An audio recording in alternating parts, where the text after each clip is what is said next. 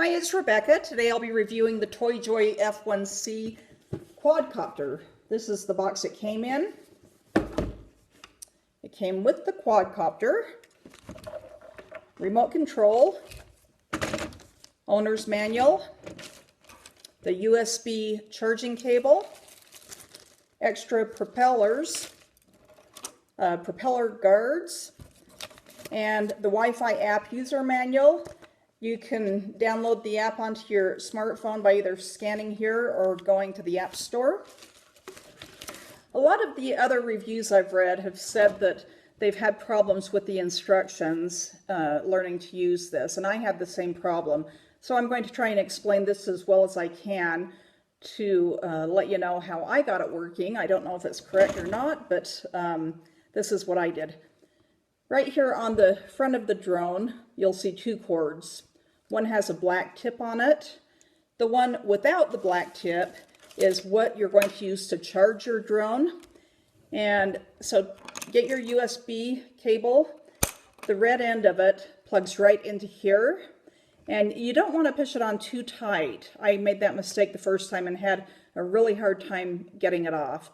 So I'm going to go ahead and just push it until this light comes on the USB plug, and then plug it into your USB port. When it's charging, the light turns off. When it's done charging, which takes about an hour, the light comes back on. Once fully charged, go ahead and disconnect it. Take this with the black tip, and you're going to plug the two cords in together. It can be a little hard to plug in, but they really do fit together. Okay, so I got it plugged in. You can see the lights turned on the drone. Right here on the drone is the camera. It takes video and still shots. You have to control that with the app on your phone. And the camera can be adjusted to point more upward or downward. What I don't like is the cord interferes with the camera, but if you do face the camera more down, then you won't have that interference.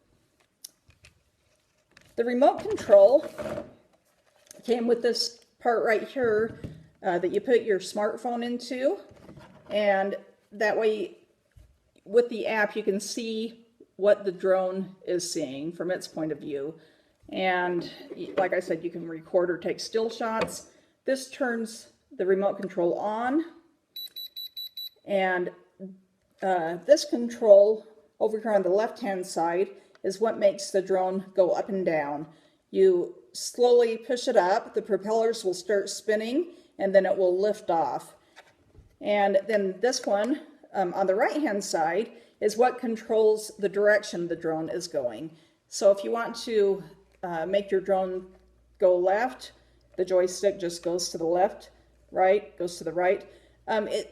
It doesn't take much movement at all. It's very sensitive, and so just really small movements.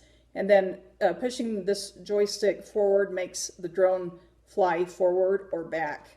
And when you're landing the drone, bring it down slow. If you were to just bring this straight down, the drone crashes to the ground. So you'll want to bring it down slowly for a nice soft landing. Okay. This is what the app looks like. Press enter, and then right here are the different controls. The one right here takes still shots. The next one records video to your phone.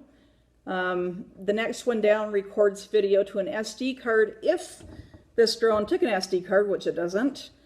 The one after that right here takes you to the files where the pictures and videos are stored. After I downloaded the app, I did have some trouble pairing it. I was looking in the Bluetooth on my phone. After a lot of messing around with it, I figured out that you don't go into Bluetooth. What you'll want to go into is to the Wi-Fi setting. The GP1751E that is what you need to click on. And when you click on that, it connects to it, and that is what controls the video on your smartphone. On my iPhone, you can see what the camera on the drone is pointing towards, and that's how that works. These are propeller guards, and they fit on right here is where I am assuming they fit. However, I have not been able to get them to stay.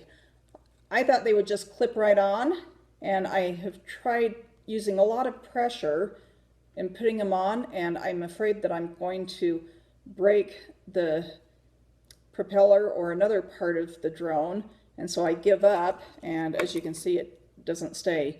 But that is the only logical spot where those could go. The drone is fairly easy to fly.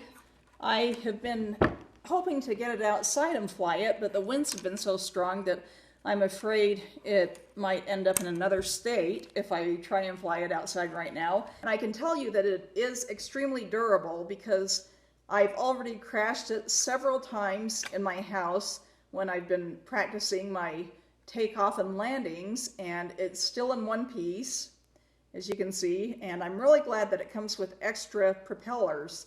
So hopefully this will get you started with your drone.